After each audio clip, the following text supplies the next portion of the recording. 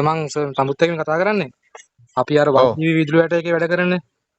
මල්ලි දැන් ඔයගොල්ලෝ මාරුවෙන් මාරුවට මගේ නම්බර එක ඔයගොල්ලෝ කවුරු හරි බෙදාගෙන කතා කරනවා. මම දැන් කාටවත් කතා කරන්න එපා කියනවා. ඔව් සර් දැන් මේ විනාඩි 5ට කෝල් 3ක් ආවනේ මල්ලි. වනජීවි කට්ටියම. සර් මේ අපේ ඕගොල්ලන්ට තේරෙන්න එපා හැම විනාඩියෙන් මට කතා කරපුවාම තේරුමක් නැහැ නේ මල්ලි. පොඩ්ඩක් අහන්න අපේ ප්‍රශ්නේ සර් කාටවත් කියන්න මේලා අහන්න ඔයගොල්ලන්ගේ ප්‍රශ්නේ ගිහිල්ලා මිනිස්ටර් එක්ක කතා කරන්න. ඔව් තේරුණාද? ඔයගොල්ලෝ ඒක කතා කරන්නේ නැතුව කෝල් දීදී ප්‍රශ්න ඕගොල්ලෝ කරන්න ඕනේ කට්ටිය එකතු වෙලා ඒ නියෝජිතෝ ටිකක්